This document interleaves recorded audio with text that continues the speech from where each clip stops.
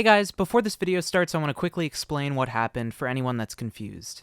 Earlier this month, we got hacked by crypto scammers, and the channel got taken down, and I was able to get the channel back, but it took over 2 weeks for it to be put back up. We published the video you're about to watch a few days before the channel got hacked, and it got copyright claimed by some other scammers, so instead of dealing with that, I decided to re-upload it. If you've already seen it, before you click away, I have a favor to ask. Consider letting this video play in another tab while you move on with your day. Hijackings like these cause channels to really suffer in the algorithm, so we really appreciate any bit of support you can give us right now. Now that that's out of the way, enjoy the video. Because of how much Minecraft has changed over the years, the speedrunning leaderboard is split into several different version categories, and for over 6 years, the Minecraft pre-1.9 speedrunning community has been dreaming of one accomplishment: a sub-15-minute random seed glitchless run. Due to the nature of earlier Minecraft versions, this is an extremely difficult time to get, and for a long time, the sub-15 was almost a joke, being theoretically possible, but in practice, nearly impossible. But over the course of several years, a group of runners developed a new meta that took an entirely different approach to beating the game. One that was extremely difficult to complete, but if done perfectly, had the potential to pass the 15-minute mark. But this new meta was so time-consuming and required so many resets and failures just to complete a single run, let alone break the world record, that almost no one was willing to play it. But the few who had the time and determination needed to do so were playing with one singular goal in mind. This is the quest for sub-15.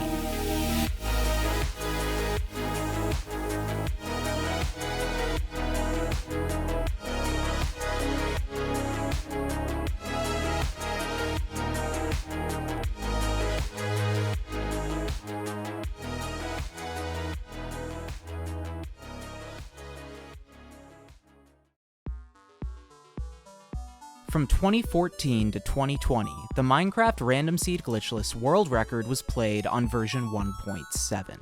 Eventually, newer versions of the game began including bigger and bigger changes, so the speedrunning leaderboard was split, and the pre-1.9 category was created. All speedruns on versions before 1.9 would have their own leaderboard, and the versions after that would have another. Some of these versions affected the mechanics of beating the game drastically, and these versions, particularly 1.16, gave way to much faster speedruns. If you're thinking, I've seen someone beat the game in under 8 minutes, what's the big deal about a sub-15 on an older version? Think about it this way. Minecraft is a vastly different game now than it used to be. So many things have changed since the early days of the game that it would be impossible to list them all. And to be honest, I couldn't tell you a thing about some of the newest versions. I mean, I could tell you, I could look it up, but that's not what this video is about.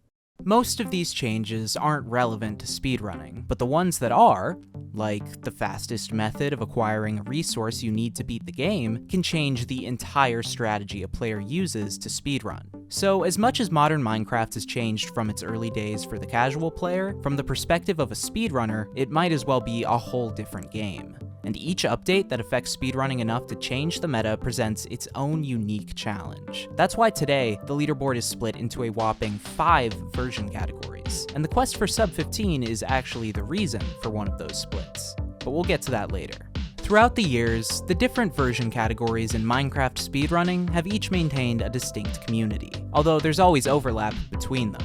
That includes the pre-1.9 community, which throughout the addition of piglin trading in 1.16 and the lowering of the RSG world record below 10 minutes, remained undeterred in their mission to beat the game in 15 minutes. After the pre- and post-1.9 leaderboard split, version 1.7 and occasionally 1.8 continued to be the meta versions for pre-1.9 speedruns. While countless discoveries and innovations over the years had improved record times drastically from over 2 hours to under 20 minutes, surprisingly, whether on 1.7 or 1.8, the overall strategy to beat the game during these years had remained consistent. In its modern evolution, this strategy was called the tower meta. To beat Minecraft, players need to find an end stronghold and fill the end portal frames with Eyes of Ender in order to create a portal to the end, where they can fight the Ender Dragon. There were two ways to acquire Eyes of Ender in this era of Minecraft. You could trade for them with villagers, a feature that was removed from the game in version 1.9, or you could craft them. Crafting Eyes of Ender requires blaze powder, which is acquired by killing blazes, and ender pearls, which are acquired by killing endermen. Using tower strats, players find the resources they need for tools in the end fights in the overworld, travel to the nether and find a fortress where blazes spawn, gather their blaze powder, return to the overworld, and spend the first night of the world killing endermen. The mechanics of mob spawning in old Minecraft versions means that by building a very high tower and repeatedly dying and respawning, players can greatly increase the amount of endermen that spawn around them, and the speed at which they get all the ender pearls they need. Once they have all their pearls, runners craft their Eyes of Ender, throw them to triangulate the location of the stronghold, then go to the stronghold, enter the end, and finish the run. In this meta, the process of gathering ender pearls and blaze rods takes up the majority of the run, and because they have to wait for the night to start in order to get their ender pearls, there is a cap to how fast runners can possibly beat the game. In a run with optimal pace, runners would start collecting ender pearls at exactly 11 minutes, leaving them with just 4 minutes to get their pearls, find the stronghold, go to the end, and kill the dragon. Using theoretically perfect splits from the current day, we can see that a sub 15 using tower strats is technically barely possible, but very unrealistic. In fact, no one's ever even come close. The fastest known end enter using tower strats is 14 minutes and 52 seconds by Teddy311, and a perfect end fight takes about 50 seconds. The fastest completed tower run to date is a 1609 by Infume. So while a sub 15 is technically barely within the theoretical limit of tower runs, it's almost certain that it will never happen. And the further back in time you go, the less plausible it even seemed. This was how the goal of sub 15 started, as a meme, essentially, something that players could theorize about for hours, but that very few people expected to actually happen. Clearly, if sub 15 was ever going to happen, players were going to need to try something new. Easier said than done. But where there's an opportunity for improvement in this game, odds are someone is going to go after it. And several years ago, a new meta began being developed. One that would open the door to a real possibility of a sub 15, the trading meta. Let's take a trip back to the distant year of 2019. Game of Thrones was rolling out its last season. Old Town Road was the #1 song. Man, what a time to be alive. In July, a humble Minecraft player named eliotex started speedrunning pre-1.9 RSG Peaceful Mode, an obscure category that has a lot fewer runners than regular RSG. In Peaceful Mode, there are no hostile mobs, meaning no ender pearls or blaze rods, meaning trading with villagers is the only way to acquire Eyes of Ender. Because of the way Minecraft is constantly being changed with each update, the Peaceful Mode trading route to beating the game is only viable on a select few versions, including 1.8, which eliotex used, but not including 1.7, the longtime champion of pre-1.9. And while the existing meta in non-peaceful RSG couldn't be used in Peaceful Mode, there was no reason the peaceful meta couldn't be used in non-peaceful runs. But at the time, trading was much slower than the tower route, so it didn't matter anyway. Eliotex's RSG peaceful runs were the first real trading runs, but there wasn't much of an established route or meta since the category wasn't popular and the potential of trading hadn't been realized yet. Eliotex played trading runs occasionally over the next year and a half, but not much came out of it. But in January of 2021, the wheels started turning. Some prominent strat developers started theorizing more about the potential of trading runs, including T-Wags, SharpieMan20, Sichi123, and Matthew Bolin. This was the first time a meta started really being formulated, although it was far from what we'll see in modern trading runs. It was also the first time people were realizing that there was potential for the trading meta to overtake non-peaceful RSG speedruns. The first breakthrough came on March 8th, 2021, when eliotex beat his own RSG peaceful world record by over 3 minutes, with a 25:53. It was 3 minutes slower than the regular RSG world record at the time, but it was still a good sign for the progression of trading. Fast forward 2 more months, when a speedrunner called Anthony89810 uploaded a video called the Minecraft 1.3 Sub-15 Speedrunning Route. The video presented a spliced together run, which demonstrated the potential of using a trading route to speedrun version 1.3, and how it meant the game could be beaten in under 15 minutes. While eliotex was playing his RSGP runs on version 1.8, which is very different from 1.3, the core elements of Anthony's 1.3 run still applied. With that in mind, this is what Anthony's early version of the trading meta looked like. He loads into an artificial or player-altered world in between a desert village and a temple with a lava pool next to it. After getting some wood, he heads to the desert temple and drops to the bottom in order to loot the chests. In the process, he gets lots of iron and gold for tools, plenty of extra blocks to build with, and most importantly, 9 emeralds. He's eventually going to need to trade emeralds directly to a villager for Eyes of Ender, with Eyes of Ender costing between 7 and 11 emeralds per eye, depending on the villager. Anthony climbs back to the surface of the temple and uses shears to quickly dig out the orange wool, which generated in desert temples up until version 1.8.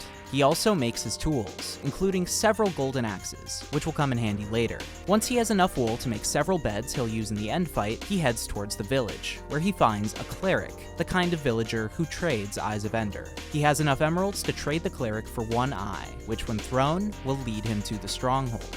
However, before he does that, he heads back to the lava pool by the desert temple, where he builds a nether portal and enters the nether, before immediately returning to the overworld. By doing this, he's linking the nether portal that generates in the nether to the one he built at the lava pool. Later, he'll build another nether portal in the stronghold, which will link to the existing nether portal when taking him to the nether, but by linking the exit to this overworld location, Anthony gives himself a way to quickly get straight from the stronghold back to the surface. Next, Anthony triangulates the stronghold and breaks into the end portal room, where he'll fill up the portal to enter the end dimension once he has enough eyes. To get those eyes, he'll need a lot more emeralds. And to get those, he'll collect books from the Stronghold library, which he can trade to a librarian villager for emeralds. He cuts through the entire library with the help of his gold axes, leaving at roughly 8 minutes and 30 seconds on the hypothetical timer.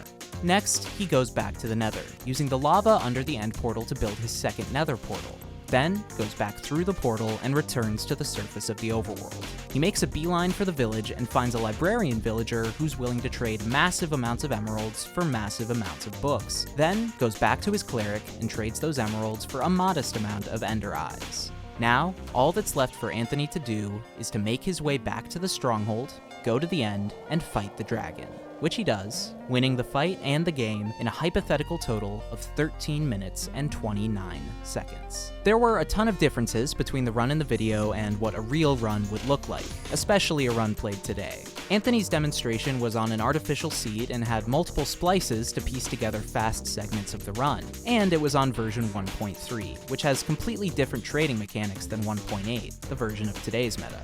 I'll get into the specific differences between this route and modern runs a bit later. But all told, this video was demonstrable proof that trading runs could be a viable alternative meta to tower runs, and that they could beat the tower records by a lot. If what was true in theory ended up being true in practice, then somewhere down the line, even the 15-minute mark might no longer be safe.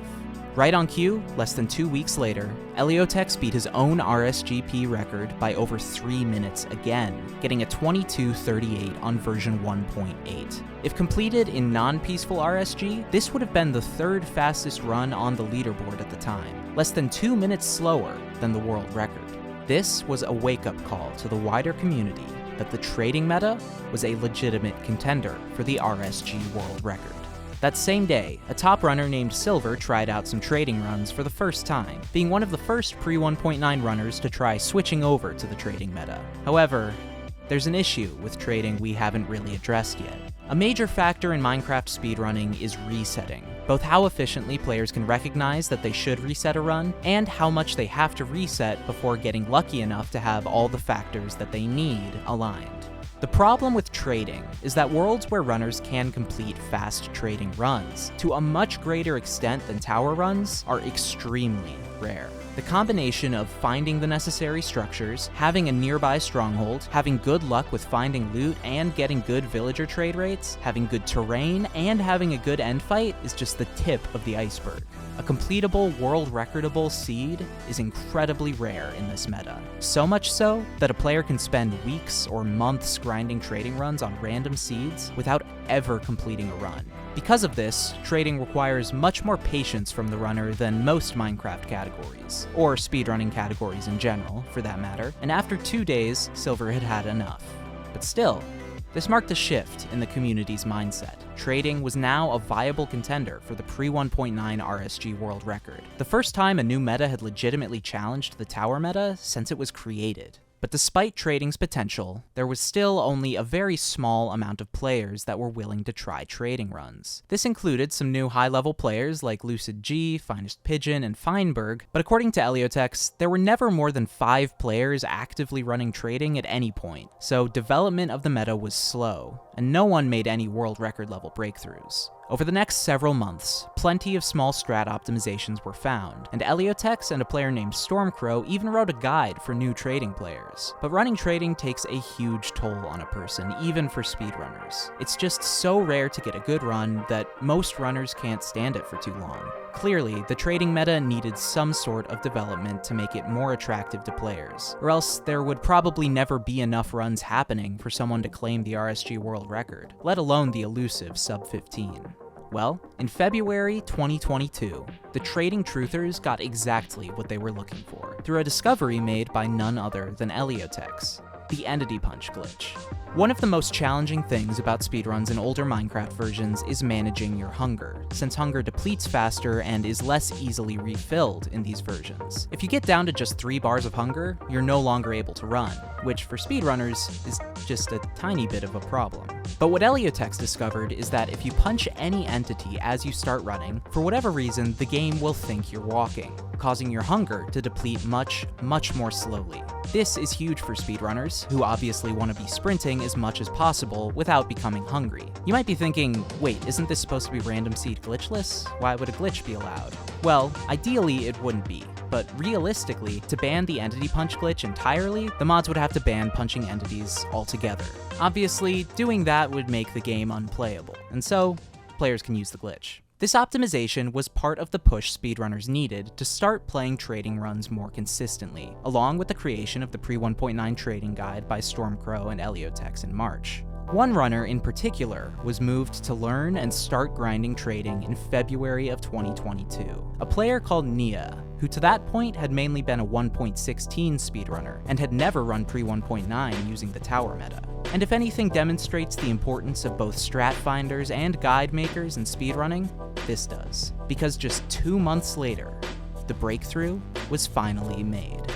On April 25th, 2022, nieuh was grinding trading runs, or to be more accurate, grinding trading resets, when he stumbled across a seed that had the potential for a run faster than both his personal best on trading of 2036 and the pre-1.9 world record, an 18-minute 46-second tower run by Speed Nintendo.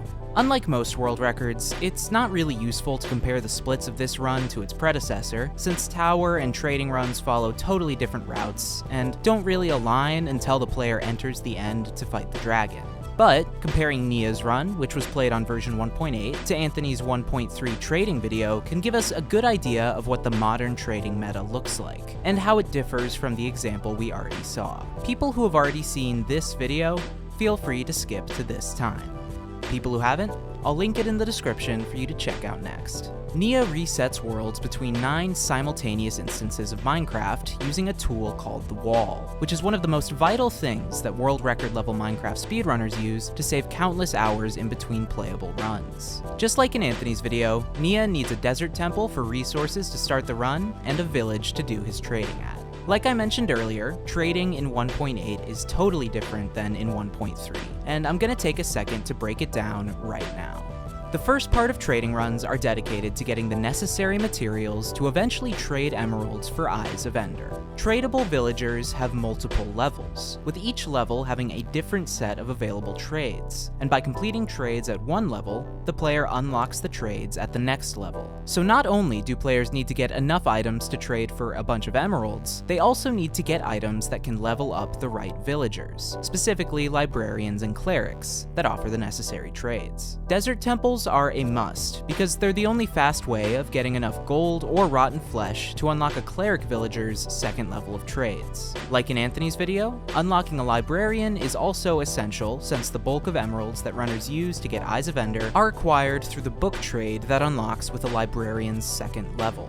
Most villager trades also have a range of possible costs that a villager will charge, although once you complete a trade with a villager, they won't change their price, unlike in later versions. There's also a system where villagers run out of stock when you trade for too much of one item. Speedrunners have workarounds for this, but I'll explain that when we get to that part of the run. Nieuh gets a rare spawn on the edge of a desert and a plains biome, with both a plains village and a desert temple in sight. On the way to the temple, he gathers sugarcane for that first librarian trade. 3 cane can be crafted into 3 paper, so Nieuh is hoping to get 36. At the temple, he needs either enough rotten flesh or gold to unlock the cleric's second level, and he'll also want lots of bones, which he'll craft into bone meal to use on the village farms and gather crops to trade to a farmer for extra emeralds. Nieuh gets everything he needs from the temple and makes tools for the run, including a boat, which he'll use for the entity punch glitch in case the desert is sparse with life. On his way back to the village, he stops at a lava pool to make another portal, setting himself up to do portal travel later in the run, a strategy that I'll explain in a minute. Back at the village at 4 minutes and 30 seconds, Nieuh first farms crops and trades them to a farmer for 10 emeralds, then finds a librarian, traps them, and uses the sugarcane to unlock their first trade. Once the villager levels up, they offer a 9 book per emerald trade, the middle of the 3 possibilities. If Nieuh had more sugarcane, he might try to see if the village has another librarian that he can get a better rate from, but he doesn't, so he moves on to the cleric. He gives the cleric gold to unlock its second level of trades, then trades an emerald for redstone to unlock its third level. With a stroke of luck, Nieuh gets the best possible emerald to Eye of Ender price, 7 emeralds per. He buys his first eye and triangulates the stronghold, using a tool called Cantaria Calc, created by King Cantaria, which gives the player the likeliest exact locations of the nearest stronghold based on the coordinates and angle of the Eye of Ender they throw.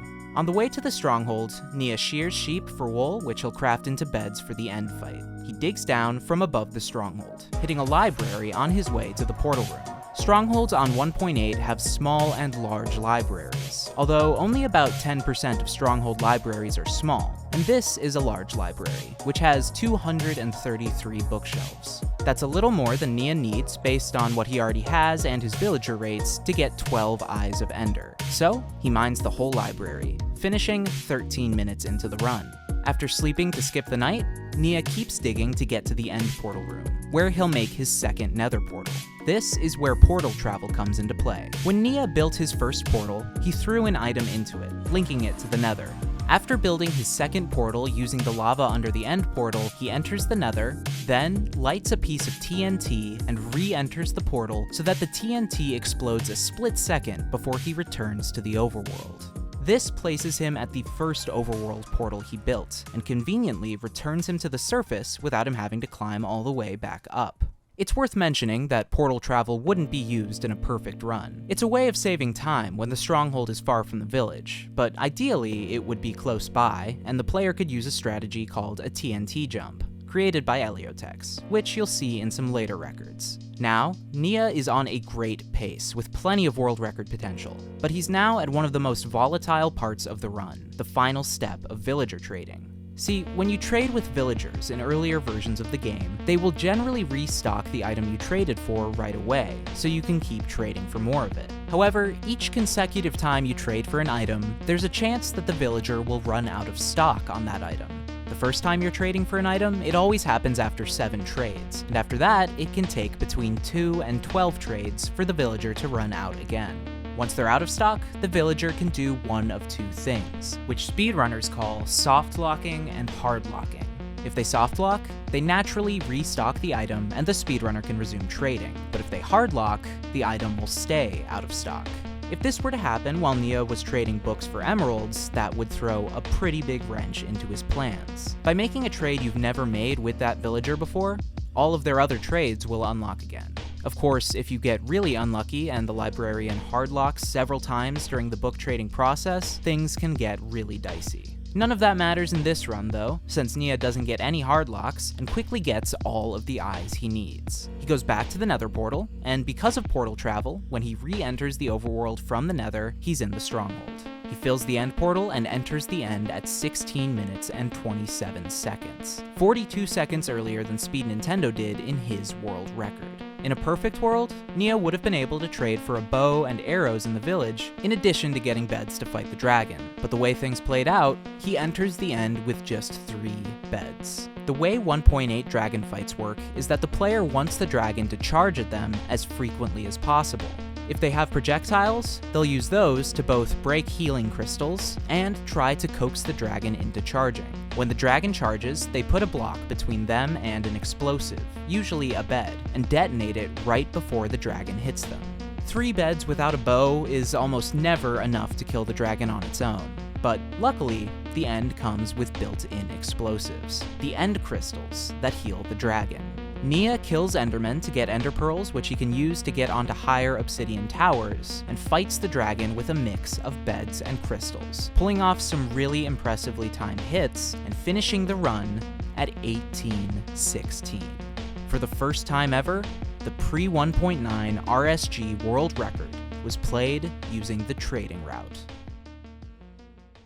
Nieuh's 1816 was a 30-second improvement over the previous world record, which of course used the tower meta. This was a huge deal, but it was also far from unbeatable. Just 2 weeks later, a tower runner called Spinnaker set a new world record of 17 minutes and 46 seconds. It seemed like we were in for an exciting back and forth between the two metas, at least for the time being. While there had only been one trading record, everyone knew that trading was capable of blowing the leaderboard wide open. But there was no way to know if that would happen anytime soon. This was demonstrated on June 11th, when eliotex had a trading run with a whopping 13-minute, 53-second end enter, over 2 minutes faster than Spinnaker's Tower World record, and not only world record pace, but potential sub-15 pace. A heartbreakingly long end fight left him just 7 seconds short of claiming the world record, but awareness was growing that it was only a matter of time before the trading meta put the tower meta 6 feet under. On July 4th, another statement was made on the potential for a sub-15, and again, it was nieuh who made it, getting off to an excellent pace thanks to a much faster first half of the run than his 1816. By the time he reached the stronghold, he was already over 3 minutes ahead of that run, and he eventually entered the end at 13:53, the exact same time as eliotex's world record. And like eliotex, he suffered through a very slow and tricky end fight, but it was just fast enough to grab him a new pre-1.9 world record of 17 minutes and 13 seconds. There was a comfortable distance between him and Spinnaker, but in a perfect run, it would still be possible for a tower runner to beat the trading record, something that's been demonstrated multiple times in the time since, with Infume getting the fastest known tower run to date in August of 2023, a 16:09. But nieuh knew there was potential for a much faster trading run, and having tasted success with 2 pre-1.9 world records, but never having gotten that elusive sub-15 minute run, he wasn't gonna rest until that was out of the question. Luckily, he wasn't the only one. Another maniac, in the words of nieuh, who was not only willing to run trading, but dedicated to grinding it, appeared in the form of a runner called Icebacon. After several weeks of spending 8 hours a day running practice seeds and practicing end fights, Icebacon started grinding resets a little while before nieuh's 1713. In August 2022, he broke eliotex's end enter world record with a 13:43, once again threatening to obliterate the world record and the 15-minute mark. But with just 2 beds and no bow, killing the dragon at all, let alone quickly, was a tall task, and he ended up dying with no record to show for it. Another frustrating, close call for the trading community, but they wouldn't have to wait too much longer, because a month later, on September 26th, 2022, It was, who else? Nieuh, who struck the fatal blow in the battle between trading runs and the tower meta. In the run, he maintains a fairly even pace with his 1713, leaving the stronghold after looting the library just 4 seconds ahead. Thanks to a smaller distance between the stronghold and the village, and a faster trading split overall, he pulls ahead of his record, and enters the end at 12 minutes and 46 seconds, the fastest pace ever at that point. Not only is he a minute ahead of his 1713, but that run had a very slow end fight. With an optimal end fight here, not only could nieuh be well on his way to a sub 15, he might even approach a sub 14, something that would have sounded insane less than a year before. Of course, it's never that easy, as yet another slow end fight held back the potential of a top trading run.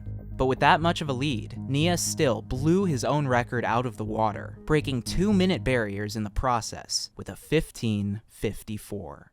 Now, he was less than a minute away from that sub 15, and the tower meta was officially dead in pre-1.9 RSG. They were so close. They had already been so close several times. It was just that last leg of the run, the end fight, that had yet to cooperate. So all there really was to do was to keep grinding. At first, that's exactly what happened, with nieuh and Icebacon leading the charge. Icebacon in particular helped progress the community's pursuit of a sub 15 a lot over the next few months, playing with an incredible standard of reset efficiency that no one was topping. The massive amount of luck required to get a good trading seed, combined with Icebacon's admirable discipline, meant a run that made it to the late stages was incredibly rare. In his first 1 million resets, he completed just 1 run. But in the months following the 1554, he started to see some results. On November 11th, he entered the end at 12 minutes and 23 seconds. 23 seconds faster than the 1554, which already had a slow end split. Icebacon grinded through yet another very difficult end fight, but in the end, a simple mistake lost him the opportunity. Just 2 weeks later, though, he again found himself on sub 15 pace, entering the end at 13:17. And again, he couldn't quite finish the job. The amount of frustration he must have felt in these moments, when he could reset for hundreds and hundreds of hours without entering the end once, just to be tripped up at the finish line when he finally gets the opportunity to achieve his goal, is hard to imagine. And as the months continued to pass, and nieuh's 1554 remained unbeaten, that's what the community at large was feeling. Other runners had similar close calls to Icebacon. In December, Mr. Budgie entered the end at 12:55, just the third sub-13 end enter ever on 1.8, but a particularly challenging dragon stopped him in his tracks. In February 2023, Speed Nintendo, who had started running trading in addition to Tower, got off to an incredible pace, reaching the stronghold at just 4 minutes and 35 seconds, a pace that to this day no one else has ever reached. Over the course of the run, Speed's pace came back down to earth, but he still managed to enter the end at 13:30. Absolutely world record pace with a good end fight. But again, the dragon would not have it, waiting so long in between charges that Speed wasn't able to damage it faster than it was healing, and he eventually gave up on finishing the run. And that's generally how the next several months continued, with runners resetting hundreds of thousands or millions of times, and with each close call burning a little hotter than the last. On March 5th, 2023, trading's defeat of Tower Strats was made official when the Minecraft leaderboard mods announced that the leaderboard would be split once again, with version 1.8, the host of trading runs, being its own category, and pre-1.8 replacing pre-1.9, so that Tower runners had a leaderboard on which to keep optimizing their category. The grind went on, but for trading runners, the returns started to slowly diminish, as the mind-numbing repetition of going for a trading record took its toll on anyone committed enough to still be grinding. One such runner was Icebacon, who after the version split no longer had the time or motivation necessary for such a taxing category. Ask any trading runner today, and they'll tell you the fact that Icebacon never was able to get that world record is one of the bigger tragedies in Minecraft speedrunning. He left his final mark on the category on May 5th, when he set a personal best of 16 minutes and 44 seconds, with a run that was never really on pace to beat nieuh's 1554, but that still meant the one thing speedrunners are always seeking above all else: improvement. Once even Ice Bacon decided to tap out, it was easy to see that taking on this category and committing to the goal of a sub 15, knowing full well you might never have anything to show for your effort, just wasn't something many people wanted to do. As the months continued to pass, less and less people were playing trading, and even the endlessly frustrating close calls became less and less common. And as less and less people played trading over time, the chance of a sub 15 grew dimmer and dimmer, and trading faded to the background of Minecraft speedrunning. But throughout those months and years of stagnation in the category, of discouragement and abandonment of that sub 15, and of wielding trading strats to their full potential, there was one runner who managed to stay determined, and who kept on resetting. He was already the most successful runner in trading history, inextricably tied to the category. And in the end, maybe he had to be the one to finally pull it off. On May 16th, 2024, close to 2 years after the last trading world record, nieuh was in the same spot, still doggedly resetting seed after seed, when he stumbled upon one that looked promising. And less than 15 minutes later, a years-long quest that had been passed down between countless different players would be over. This is nieuh's 1419. Nieuh spawns next to the edge of a desert biome and quickly spots a temple, so he grabs a piece of gravel for a flint and steel in case he needs to do portal travel later, and heads towards it. He gathers 13 sugarcane on his way over, passing a desert village on the way, although there aren't any libraries in sight, meaning he won't be able to use it. He reaches the temple at 40 seconds, and loots it using the TNT under the floor, and the returns are solid. He gets more than enough gold to unlock the cleric's level 2 trades, some iron for tools, and 3 diamonds, which he can craft into an axe to save time when mining out the library. He also gets 4 emeralds and 28 rotten flesh, which despite its sickening qualities, is enough food to sustain nieuh until he gets to a village. He's out of the temple at 1:18, 12 seconds ahead of his 15:54, but now he has to find a village that's actually suitable for trading. He cranks his render distance up to max and looks around, then decides to head towards a nearby plains biome as he follows a river, gathering the sugarcane that grows alongside it. With 39 sugarcane, nieuh now has enough to guarantee he'll be able to unlock a librarian's second level of trades. And as he climbs past this sandy hill, a very welcome sight comes into view. A plains village, and the nearest building in sight is the one he needs, a library. A minute later, he reaches the village at 2:55, grabs some extra loot from the blacksmith chest, then uses his bone meal from the temple to gather carrots, which can get him an extra emerald from a farmer. He heads to the library and uses its crafting table to make his tools, then mines the bookshelves inside. And now, it's time to start trading. He finds the librarian lurking suspiciously behind the library and completes the paper trade, with the librarian conveniently offering the cheapest possible rate of 24 paper per emerald. He traps the librarian and trades 18 books for 2 more emeralds, telling him the librarian is offering the average rate of 9 books per emerald. The cleric is politely waiting for nieuh nearby, where they exchange an emerald for 9 gold before nieuh traps them.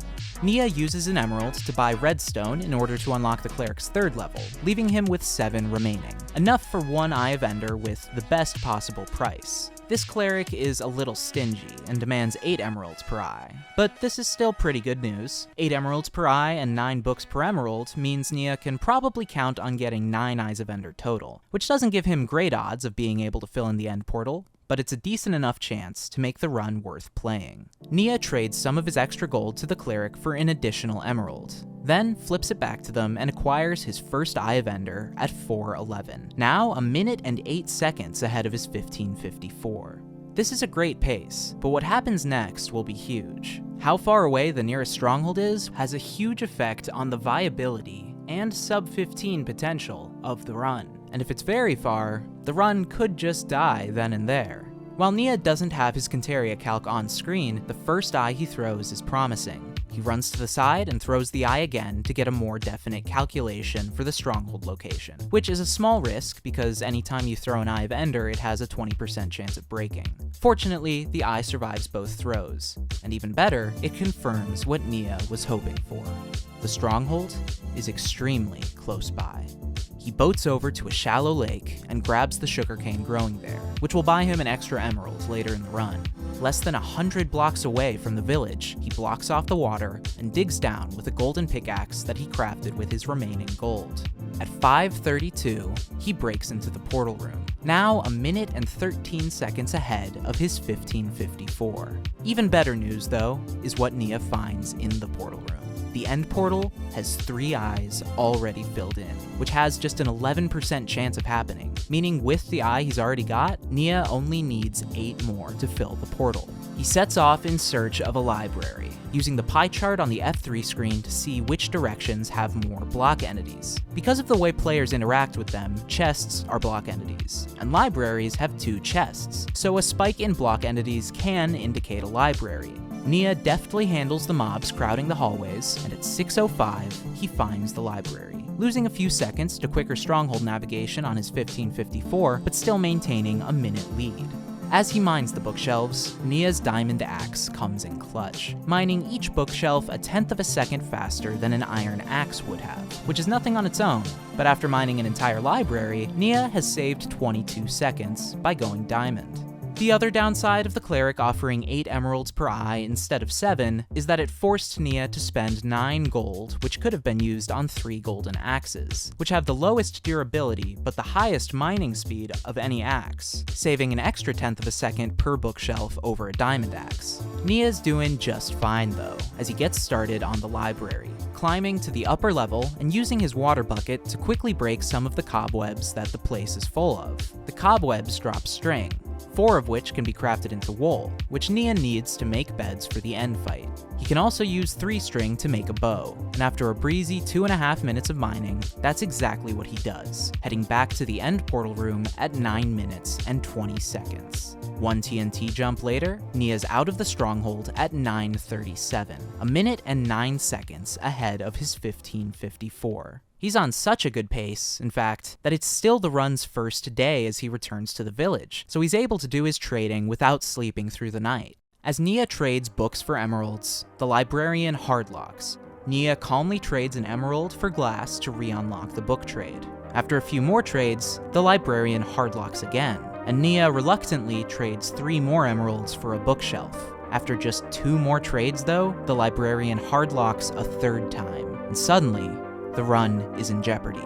The problem is that Nieuh has already completed both of the librarian trades that are cheap enough for him to afford in the process of countering the hardlocks. His best option at this point is to repeatedly buy glass for 1 emerald, with each purchase having a 20% chance of unlocking the book trade. But with very little room for error, and the chance of the cleric hardlocking to consider, Nieuh instead abandons the uncooperative librarian and finds another one nearby. He's got plenty of paper to unlock the librarian's book trade, and despite the librarian fleeing to seek asylum in the church, and hardlocking 2 more times, forcing Nieuh to spend 5 more emeralds in the process, Nieuh finally gets all of his books traded with 65 emeralds to show for it, just 1 more than the exact amount he needs. After completing his first Eye of Ender trade, the cleric, shockingly, hardlocks, and Nieuh spends his last remaining extra emerald to unlock them. But finally, Nieuh trades for his 7th and 8th eyes, ready to head back to the stronghold at 11:30. Because of all the hardlocks, he's lost a fair bit of time, now just 33 seconds ahead of his 15:54. But regardless of the 15:54, Nieuh is well within the scope of sub-15 pace. Now, he's in the endgame, and it's all down to execution and the Ender Dragon.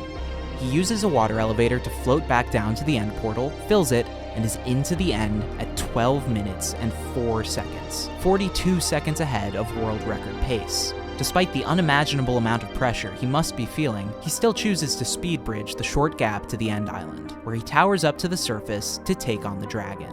He only has 1 bed and 3 arrows coming into the fight, so he's gonna have to rely heavily on the trickier end crystal method of damaging the dragon. He uses a piece of TNT to farm endermen for ender pearls, allowing him to get on top of the tall obsidian towers. He pearls onto the nearest one, but the moment he reaches the top, the dragon is already charging him from nearby. For anyone even slightly less good at the game, this would be a big problem. They either wouldn't be able to get the crystal off before being knocked away by the dragon, or they would panic and blow the crystal up without properly shielding themselves, ending the run altogether. Nieuh does neither of those things, shakily building off of the tower to put space between himself and the crystal, and then, with the adrenaline rushing to his brain and his fingers, almost instantaneously places a piece of endstone to shield himself and detonates the end crystal with perfect timing, dealing a massive amount of damage to the dragon and bringing it almost down to half of its health. Without missing a beat, he pearls over to a nearby taller tower, where this time, the dragon gives him a quick moment to get comfortable before charging again. With slightly more time to prepare, Nieuh's crystal timing is just as on point. And now, with over 90 seconds remaining before the 15-minute mark, the dragon is one explosive away from dying. Nieuh pearls to another nearby tower. For a split second, it looks like the dragon is going to instantly charge a third time. But it wouldn't be an end fight in a speedrun if the dragon didn't do a little teasing. In the meantime, all Nieuh can do is wait and take out other end crystals which are healing the dragon, hitting his shots with 100% accuracy. He's careful to leave the most accessible end crystal near him untouched, in the somewhat likely case that he's not able to finish the dragon off on the third charge. After faking him out again, the dragon slowly flies away, Nieuh staring intently at it, and as it turns its head, it becomes clear what's about to happen. With the dragon back to maybe 40% of its health, it's not a shoo-in. He's gonna need to time the crystal well to deal the final blow. But after over 2 years of grinding almost non-stop for one singular goal, and many more years before that of work from countless runners and community members, Nieuh is right on the brink of completing the longest running quest in Minecraft speedrunning. This is one of those moments where life, noise, time all disappear for just a moment as history writes itself. And all those years of history have led up to this. Nieuh with one last shot to kill the dragon.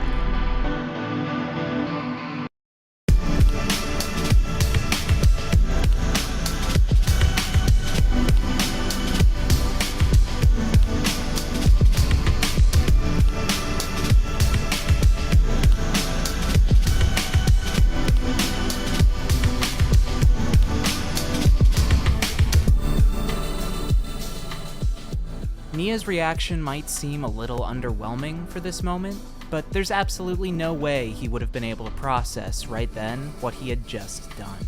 In the chat, eliotex celebrates, probably feeling a similar sense of shock and disbelief.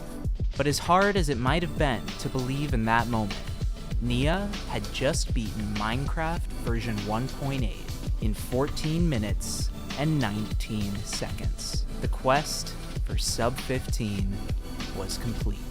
Thanks for sticking around to the end of the video. This one took a while to get out, but I hope it was worth the wait. Huge shout out to Nieuh and all the other runners and community members mentioned in this video. You can find all their channels in the description. If you enjoyed the video, please take a second to drop a like, and maybe send it to a friend who might like it too. It really helps us out. I also want to shout out Summoning Salt for inspiring the format of this video. Let me know what other videos you want to see soon down in the comments section.